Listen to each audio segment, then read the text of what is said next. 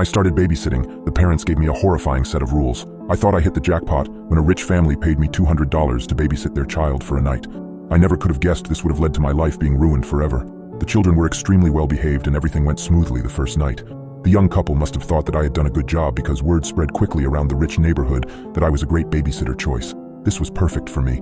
Most of the families around here pay way better than where I live since they all come from a long line of wealthy families, but I was always suspicious about some of the families. You hear rumors about really rich people, some very creepy stories, but I never actually believed any of them. Sometimes I'll babysit for a few hours and make a couple $100. Other times the parents want me to stay the night while they go off and get a hotel room so that they could be away from their kids for a change. That is where I make the big bucks. A couple of days ago, a husband and wife had texted me asking if I could stay the night at their mansion and watch their 7-year-old little girl for them. I happily agreed, not knowing this might be the last time I ever see the outside world again.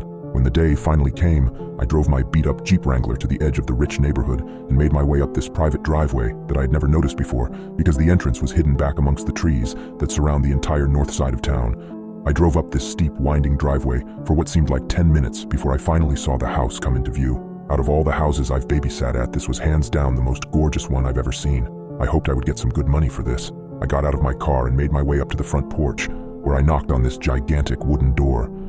A few seconds later, a beautiful woman in her mid-30s answered and introduced herself as Mrs. Collins. She called her husband down, and shortly after, an extremely handsome man, also in his 30s, came walking down the grand stairway, holding an adorable little girl in his arms. The couple seemed very anxious to leave, and even though they were both gorgeous people, I could tell that underneath all of their beauty, they were both extremely tired and haggard from having to keep up with their 7-year-old. They were obviously very excited about having an entire night to themselves and couldn't wait to get out of there as fast as they could.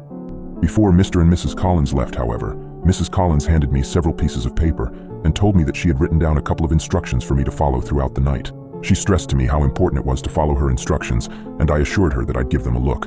I waved to the pretty young couple as they made their way down the driveway in their expensive Mercedes, and then closed the door behind me. I gave the instructions a quick once-over before folding the papers and stuffing them into my back pocket. I'll look at them later, I told myself. How stupid I was to do that. Mr. and Mrs. Collins' daughter Samantha was a very nice young girl who warmed up to me almost immediately, or so I thought. We had spent the next few hours playing games and watching TV. After we finished our 5th episode of Teen Titans Go, I noticed that it was getting late and asked Samantha what her bedtime was. She shrugged, not really giving me an answer, which is when I remembered Mrs. Collins' instructions. I pulled out the folded pieces of paper and scanned through them very quickly when I saw the words, "Samantha needs to be in bed before 8 p.m. I checked the time to find that it was almost 7:45. "Well, it looks like your bedtime is right now," I said, lift Samantha up off the couch so I could get her ready. She brushed her teeth and I tucked her into her California king-sized mattress. I told her goodnight and was leaving her room when she said something that stopped me in my tracks. "Don't forget to lock my door before you leave," she said. I stopped walking and turned back around toward her, confused. "What do you mean, don't forget to lock your door?" I asked. "Why would I need to lock your door? What if you have to go to the bathroom in the middle of the night?" She looked at me innocently and shrugged her shoulders again. "I don't know, but Mommy always locks my door before I go to sleep. She says she does it to protect me and herself.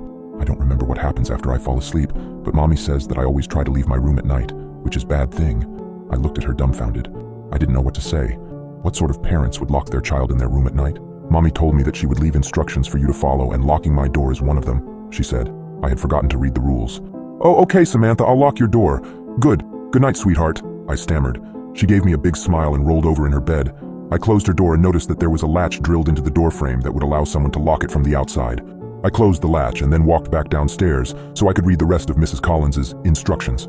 When I had first seen the pieces of paper, I was under the impression that they were just instructions that told me what shows Samantha is not allowed to watch or how to operate the surround sound. After I started reading them, though, I realized that I was wrong. I was completely and utterly wrong. I started reading, "Hello, Annie. I'm so glad that you agreed to stay the night and babysit Samantha for us. She's such an angel, and I'm sure that the both of you will get along very well. I know that our house might seem old and scary, but don't worry because nothing bad will happen to you as long as you follow some simple instructions.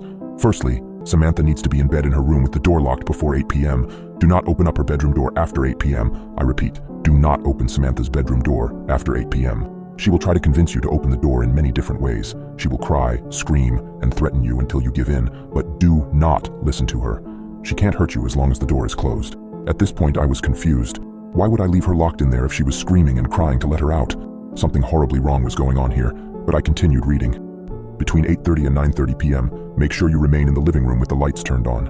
Around this time of night, you may hear scratching and growling coming from Samantha's room or from other parts of the house. These noises are nothing to worry about as long as you stay in the living room. Watch some TV to pass the time. We have a lot of movies to choose from. After 9:30, do not venture into any dark areas of the house. I would recommend that you turn on as many lights as you can before 9:30 so that you don't accidentally trap yourself. You might also happen to see a pair of yellow cat eyes looking at you through the darkness every once in a while. Do not stare at them for more than 30 seconds. These rules were getting more effed up by the second. I started sweating, my body feeling glued to the floor as I read over the strict but extremely terrifying rules that were put in place. Why had I agreed to take this job? At around 10 p.m., it might begin to sound like there are several people walking around in the basement downstairs. Do not worry, because as long as you stay out of the basement, they cannot get to you. I know it sounds unlikely, but around this time you will begin to feel an overwhelming urge to walk down into the basement. If this happens, go into the kitchen and drink a cold glass of milk. This usually helps. The urge will most likely pass after about 10 minutes, but if the urge is still there after 10 minutes and you don't think that you will be able to stop yourself from walking into the basement, then call either me or Mr. Collins, and we'll tell you what to do. Now this next part is very important. You will be sleeping in our guest room upstairs for the night. Before you go to bed, make sure that you leave a plate outside your bedroom door with a piece of raw steak on it. You can find the raw steak in our refrigerator, and leave a glass of milk next to the plate as well. And that's about it. Final rule, don't eat meat after 8 o'clock. They might see it as a threat and will most likely attack you. P.S. Throughout the night you might hear a dog whimpering from somewhere off inside the house. We don't have a dog, so don't go looking for it. I hadn't realized what I had gotten myself into. Right as I had finished reading the rules, it was 8:31, and the growling noises just started. It sounded like they were coming from every room in the effing house. My hands were shaking as I reread the instructions, the realization of what I was dealing with sinking in. I was trapped in a house with something that was far from normal. The growling noises were getting louder and seemed to be coming from every room. I forced myself to calm down, taking deep breaths. I had to follow the rules no matter how bizarre they were. Over the next few hours, things only got stranger and more terrifying. The growling turned into scratching, and sometimes I would hear what sounded like a soft whimpering, like a dog. But I remembered Mrs. Collins's postscript. They didn't have a dog. I stayed in the living room, keeping the lights on as instructed, and waited. The urge to go down to the basement was strong, but I fought against it, going into the kitchen and gulping down glasses of milk. Around 10 p.m., I heard the sounds of footsteps in the basement, but I didn't go down there. I stayed put, watching TV to distract myself from the cacophony. It was during one of these distractions that I noticed a different piece of paper on the coffee table, a sheet that had been tucked away under a magazine. It was a diet plan for Samantha, written in Mrs. Collins's neat handwriting. My heart skipped a beat as I read through it. It was a weekly meal plan, but it wasn't the usual fare you'd feed a 7-year-old. Liver on Monday, kidneys on Wednesday, heart on Friday. It was a diet composed of human organs. My stomach churned as the horrifying truth hit me. Samantha wasn't just some ordinary child. She was something else. As the realization dawned on me, I heard a loud crash from upstairs. It sounded like a door being broken down. The noise was followed by the soft padding of feet on the staircase. Samantha. I could hear her humming a lullaby as she descended, her voice echoing through the eerily silent house. My heart pounded in my chest as I stood rooted to the spot, my mind racing.